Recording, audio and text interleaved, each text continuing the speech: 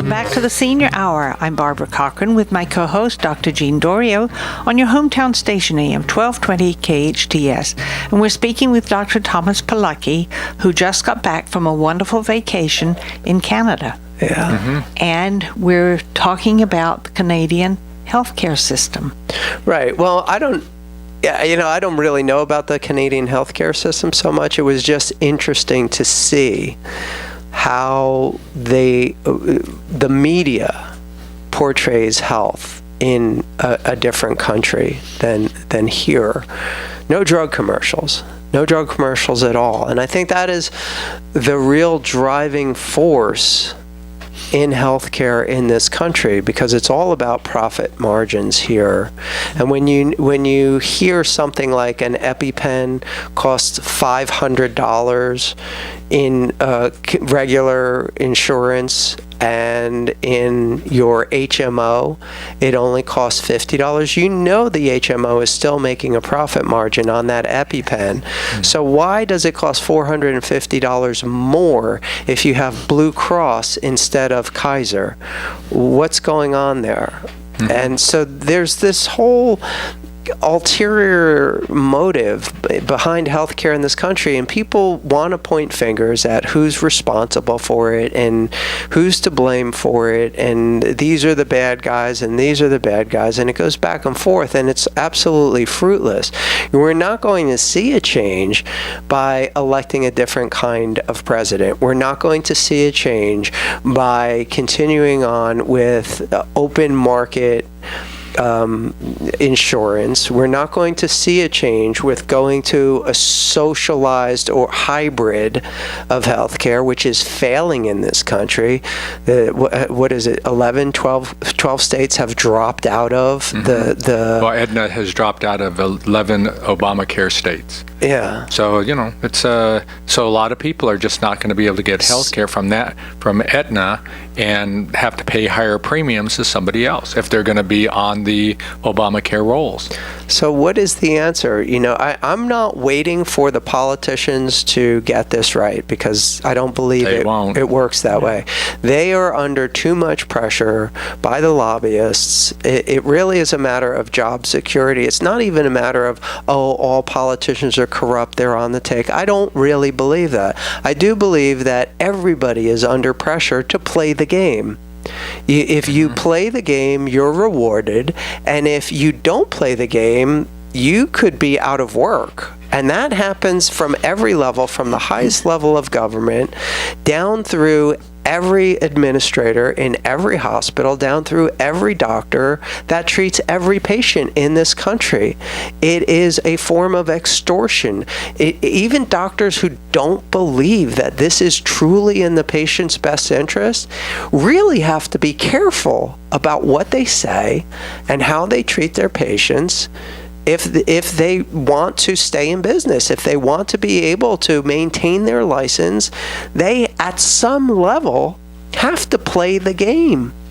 So you can't expect it. This isn't a matter of, ask your doctor what's right for you, as those drug commercials have pounded into us for the past 40 years, because your doctor is playing the game just like everybody else, just like the drug commercials want you to believe that this is health. And it's not. It's got absolutely nothing to do with health. It's got nothing to do with you living better, living longer, having more energy, or anything like that. It is bottom line profit margins for a select few people who are at the top of that game. Mm-hmm. And everybody else is just forced to go along with it.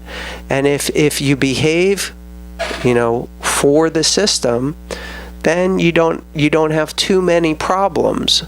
But you're not really there. What I believe most doctors get into healthcare in the first place is to really make a difference in people's lives, to really improve, to save lives, to improve on people's health. And if it's not beaten out of you in school, which they do a pretty darn good job of doing that in any higher level education, then it is certainly beaten out of you when you try to go into business and do things the right way. when you try to take care of people regardless of what their insurance is going to pay for, regardless of what the common belief system is, because the media is so manipulated by the system. Personally, as a doctor, I don't play the game. I know, and you pay the price for that. No, but I know the game, and I've studied the game, and I understand the game. So because of that is an added factor in allowing me to gain better health care for my patients, especially in a hospital setting. Every hospital is trying to just push those seniors in and out and get them into a nursing home. Mm-hmm. Every hospital is trying to put their patients on the hospice care and end-of-life care. That's what they're doing now. And I understand that. But, with my patients, who I've known some of them for, I've been here for almost 30 years, some of them for that length of time, I know what they want, and sometimes, these other patients go see a doctor they've never seen before, and the first thing the doctor says is, do you want to be DNR? Do you want to survive? Do you want to live? And they don't even know the patient. Right. With me, I know my patients, and I know what their maiden name is. I know if they've been in the military. I know the names of their kids. I think it's really important that you have this understanding of communication with patients, because that then gives them trust and confidence in your decision making. That's what I instill in my patients, and I have colleagues that do the same thing.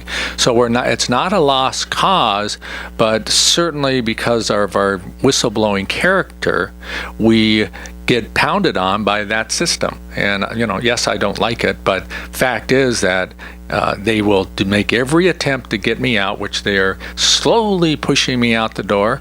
But I sense it, feel it. Don't play the game, but I know the game. I know what they're trying to do, and I'll continue to fight back, as some of my colleagues will. So what are the people's options, like the general public? I mean, we're kind of almost rebels in healthcare, mm-hmm. as you put it, the game is concerned. We realize that at some level we have to participate in the game, but we're not necessarily going along with it like this is real. We understand that this is not real. This is not in the patient's best interest. I'm going to do everything I can to fight for my patient's best interest, but I'm restricted by the rules of the game, essentially. So mm-hmm. you have that fine line. So what can you do? And I believe that whether people want this answer or not, it is our responsibility as doctors. This is what I signed on for. This is why I became a doctor in the first place. I could have easily been a medical doctor, but that didn't. After seeing what it did to my family, after seeing what it did to me at 16, being on 5 prescription medications, already having a handful of surgeries and not getting any better, and within 3 months of chiropractic care, all my lifelong conditions were gone. I was like, wait a second, there is a different game out there. Mm-hmm. There is a different game out there, and this one is intriguing because I was already in the pipeline. I was testing for Johns Hopkins when I was 16, and all of a sudden, I got well for the first time in my life, and I was like, wait a second, I can't play that game. Mm-hmm. I didn't realize at the time how big the game was, and that even though something was completely different, it still was part of that game. Mm-hmm. Well, when I grew up and I lived in England, we had doctors who came to the home. House calls. Mm-hmm. Yes. Which I still do. I know. I don't know whether they do it. I'll bring a barrel the next time I come over. I don't know whether they do that still over there because I haven't been back for so many years. I'm sure they do. But they probably do. And even here in this country, we're doing more. Oh, I think so too. But the key, I think, is taking care of yourself. Yeah, absolutely. Instead of having a doctor take care of you. Right. Eat good food. Absolutely. Stay away from total fatty foods, mm-hmm. fried foods, mm-hmm. sugars. I mean, granted, your body needs a certain amount of fat and needs a certain amount of sugar and needs a certain amount, but don't go overboard. Don't eat 10 Hershey bars a day. And some people do, you know. And do what you do is exercise all the time. Well, it's very important. It's it really very important.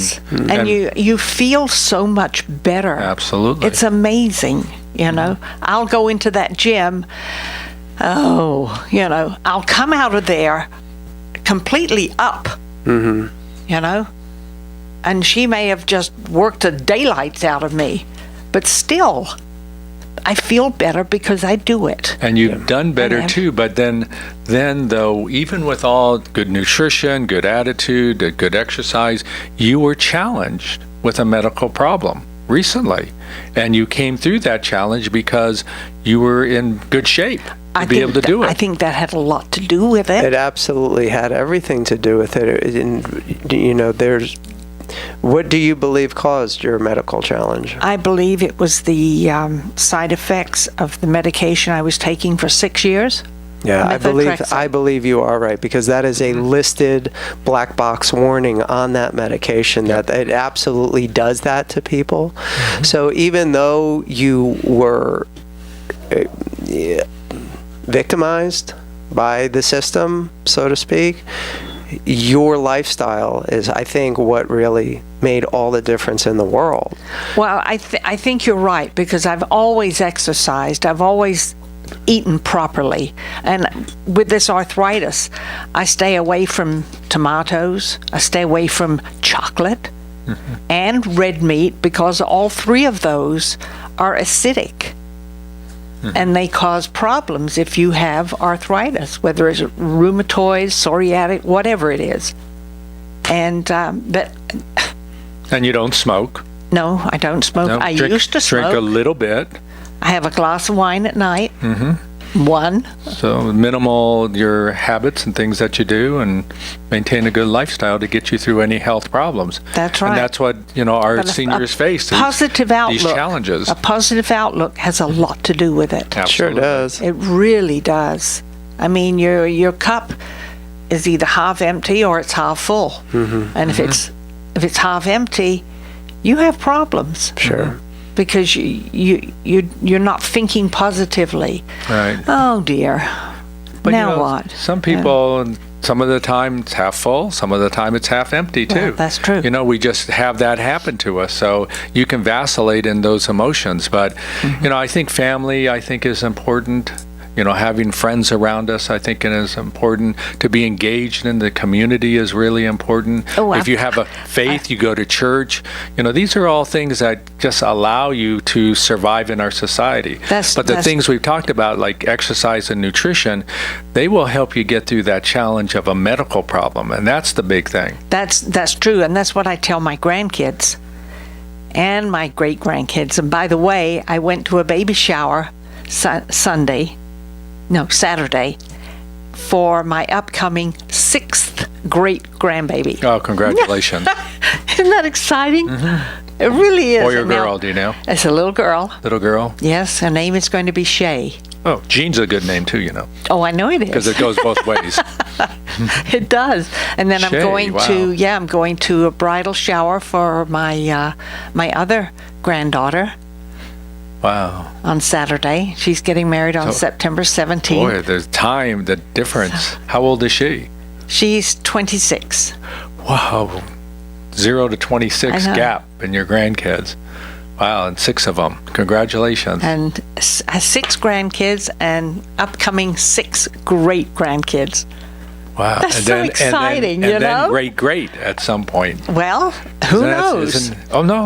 We know, because you're not on the methotrexate. You're still exercising. I take my vitamins. And by the way, I've got to get more from you when I see you on Friday.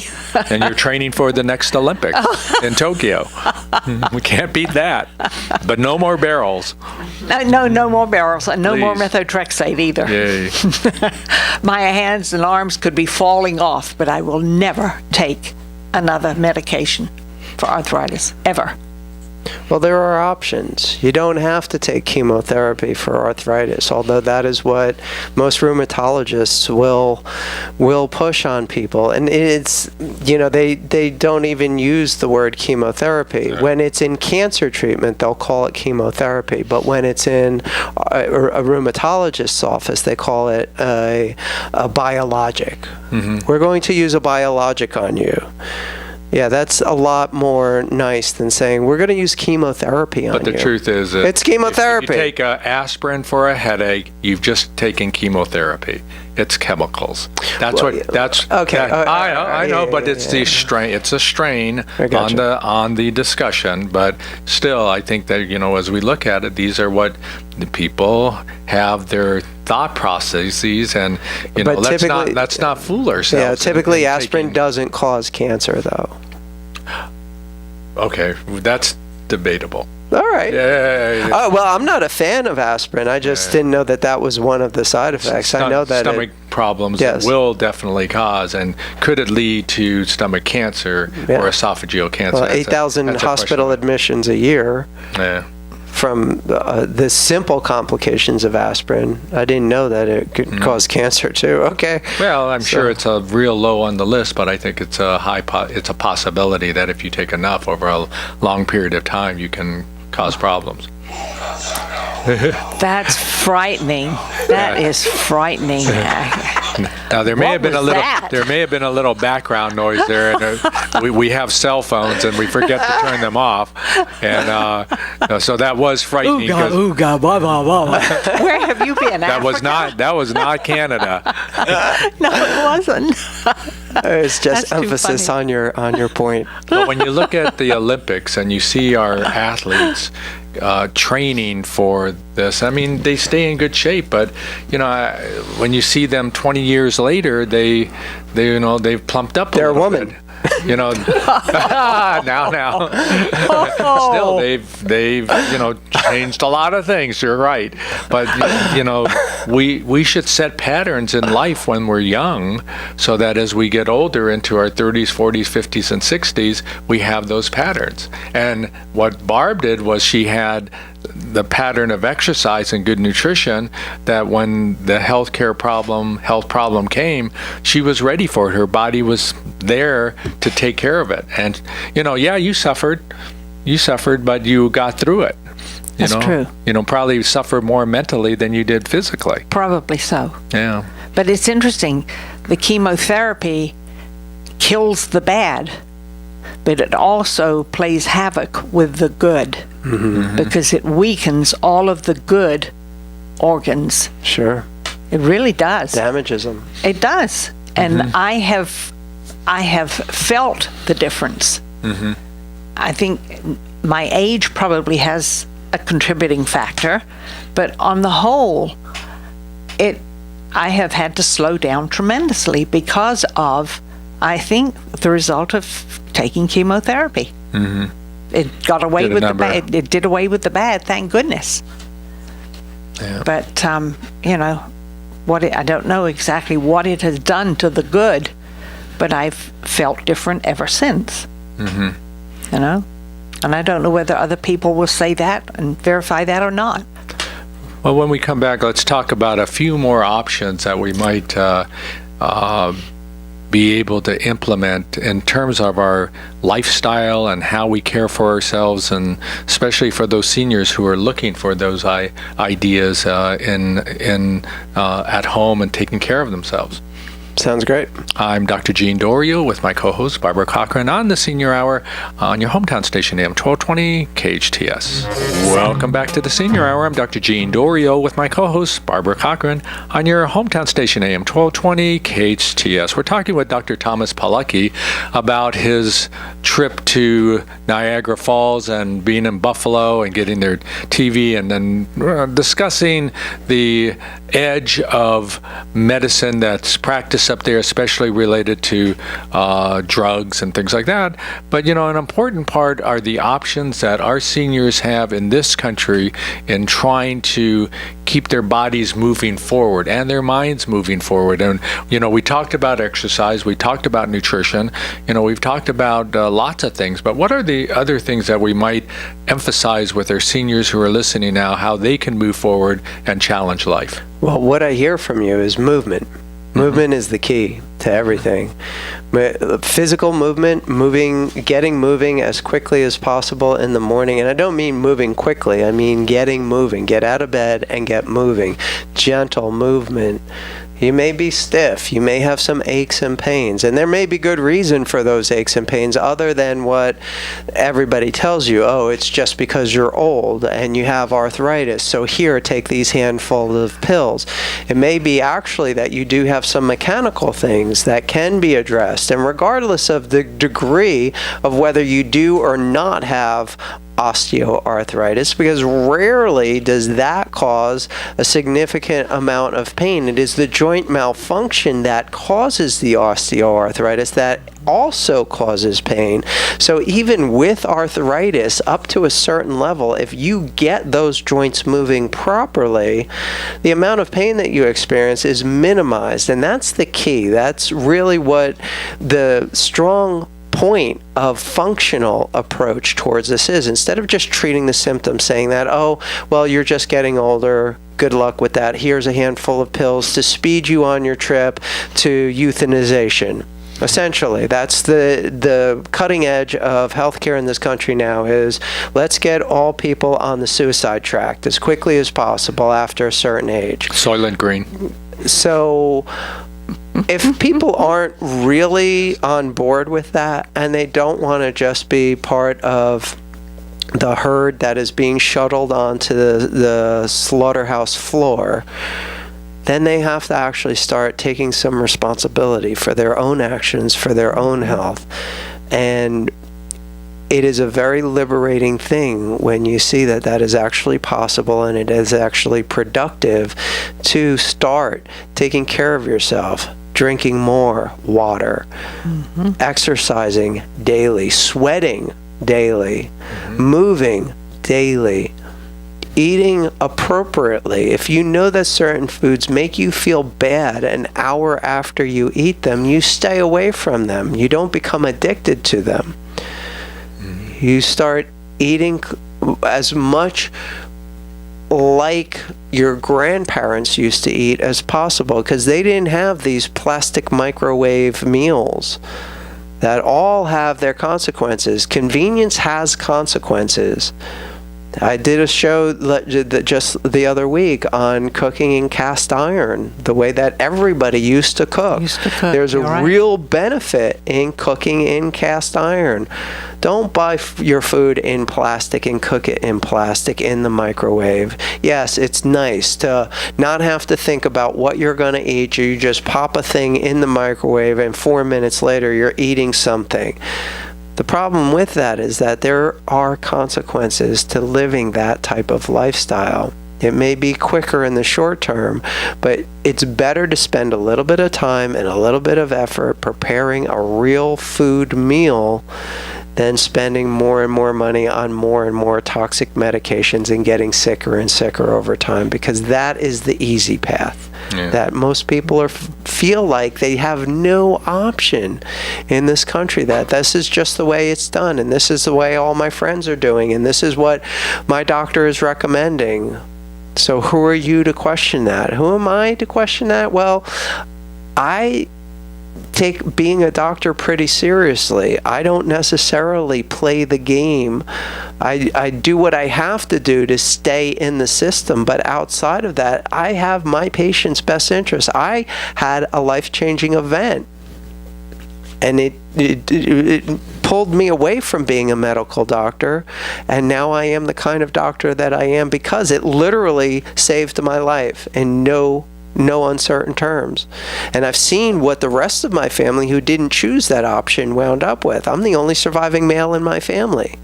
Wow. So I know what I'm talking about as far as this concerns, and I'm not being overly dramatic. If anything, I'm being very subdued about this. In private, one-on-one, you'll see what I really feel about this stuff, but it's not appropriate for this format. But so you have options, you have things that you can be doing, and it's not a full-time or even a part-time job. It's just making better choices. And they may not be on your favorite TV show, and certainly not on the commercials. So you're going to have to do a little bit of work, and that's where someone like me comes in. In case some of our listeners might want to explore further what you're saying, how do they get a hold of you? The office number is 661-753-9340. And as Barbara knows, we accept Medicare, real government issue Medicare. Unfortunately, if you've signed over your rights to an HMO, there is no coverage. Great discussion today. Welcome back from Buffalo and the Barrel Run and Niagara Falls and Canada.